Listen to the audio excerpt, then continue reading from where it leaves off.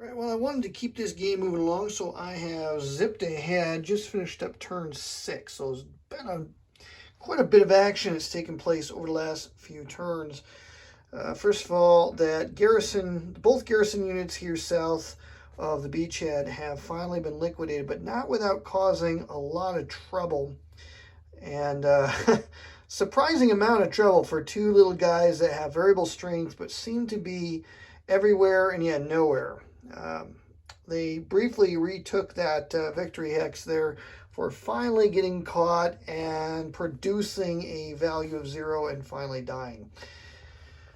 Lots of back and forth in the hills just to the, I guess that would make it the east of the beachhead. And this area here has been back and forth. The Hermann Goering tank battalion, or tank battalion from the Hermann Goering division, has finally made its way to this sector. And the U.S. has traded. The 82nd Airborne was in this hex. Now they've been forced out. There's been just a lot of back and forth here in the area between the Sele and the Cadore rivers. And so after this attack here was successful, the units from, I think that's the 29th Panzer Grenadiers, went ahead and advanced into this hex, which does put them in a position to begin threatening that beachhead.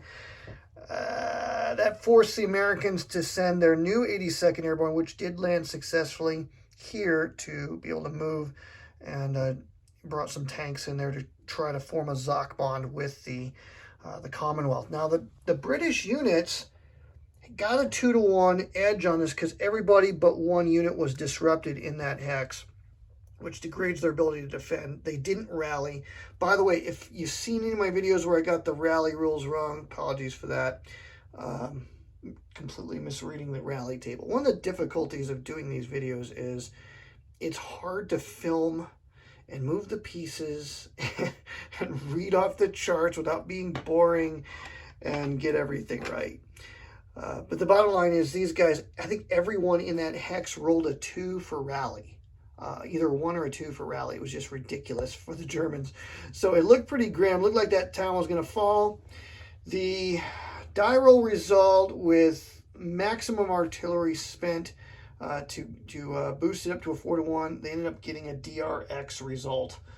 That wasn't a great trade, but they used it to diminish the last elite unit that was in that hex. They lost some tanks for their trouble in exchange.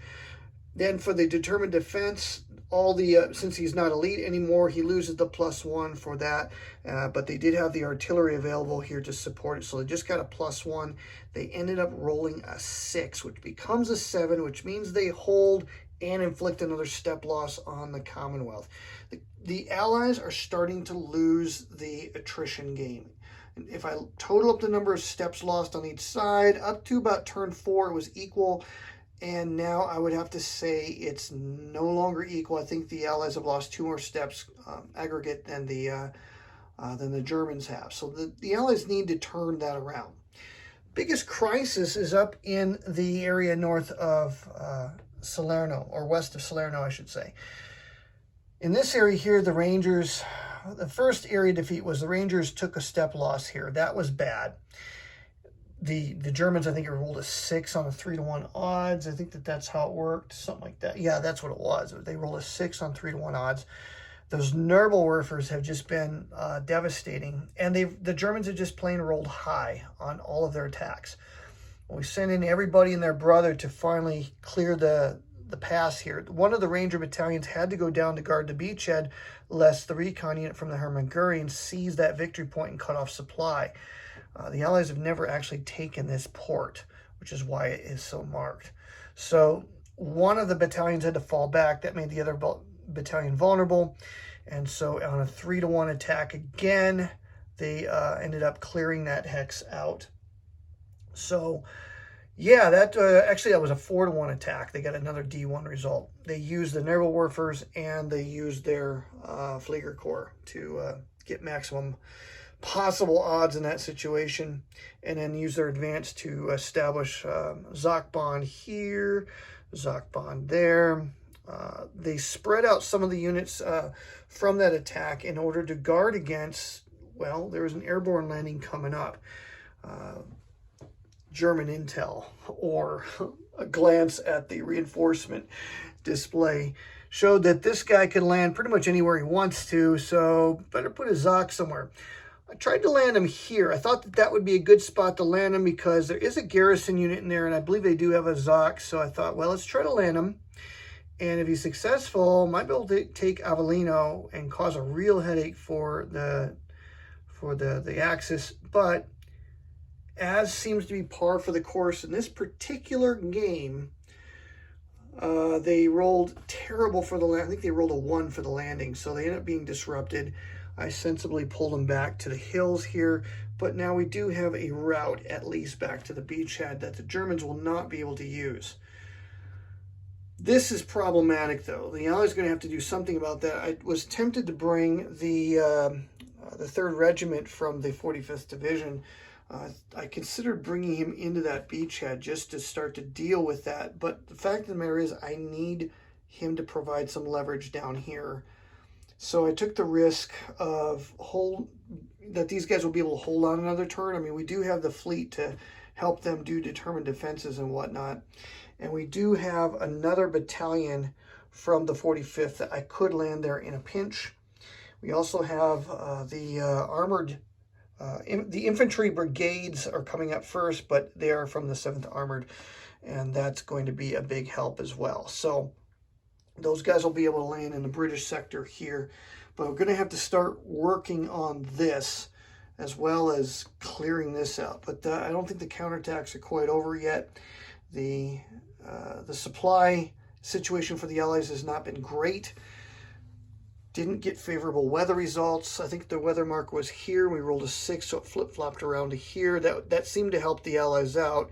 But then the progression of things was such that I think we rolled another 6 that bumped it to here. No, we rolled a 5 that bumped it to here, and so the Germans got the 2 supply, the Allies got 1. Would really like to bump it just 1 space here and get the 2 supply, give the Germans only 1 to kind of even things up, at least on the artillery supply front. But if we can just get some units away from Salerno, that port, we're losing out on supply points. The asterisk here means I get 2 supply points for the Allies if there's no German within 2 X's of Salerno. So gonna have to start doing something about that. What I've done differently in this game that I haven't done in previous attempts is I have not attacked Salerno, I've just attacked stuff around Salerno. The Allies started to kind of push their way up that road and try to leverage the Axis away. But the fact of the matter, this road back here allows guys to shift positions fairly rapidly. And the loss of these Ranger battalions and some of these combat results is just very problematic. The replacement results that'll give them back, they're not going to be able to get any of those units back until the 10th of September, according to the turn record track. We can get some commandos if we lose one, and we can get Rangers on turn 10. So we've lost 2 of the 3 Ranger battalions. That is, not game breaking, but it's bad. That is not a good result. Of concern is looking at the victory threshold, the benchmark numbers. The Allies got to get at least to 7 victory points before the end of turn 8, or they're going to lose the game just from that fact alone. So we're going to have to do something here. And for that reason, maybe that was a mistake to, go for all the gusto by dropping the airborne unit here at Avellino. All these other VP locations up here are covered by Zocs, but I could have dropped them here and grabbed a VP on the cheap. There's not many more German reinforcements coming in, certainly nothing from the south. That could have reduced pressure on the beachhead, but I didn't do that, so now we pay the price for it. But maybe we can get some extended movement going and bring some of these guys around. I think that the Germans have to seriously contemplate bringing these guys up to this road lest they get cut off. These guys down here, the further south you are, I think the more danger you are in getting stuck in this area of the map when the war begins to be more about this area. So the Germans are going to have to start moving out of here, and that's going to free up a VP location here. There's a VP location there, there, and there, and this is still in play for the Allies to get. It's just going to have to fight a little longer for it. And without the tanks in this location, that's probably going to be the target of that stack, and maybe even this stack. If the 29th Panzer Grenadiers make an all-out push, they could hit those guys pretty hard there and make them drive at least back to the beachhead. Maybe even get a follow-on attack on that stack and clear that marker away. We'll see. That's going to be coming up on turn 7, which will be next. Hope you enjoy the series of videos. Again, sorry for the mistakes. I try to get things right in these videos, but, you know, quite often we get things wrong, and I'm still exploring strategy. So one more time, let me just say, this is not a video about optimal gameplay. It's just me just playing the game and shooting some videos about it.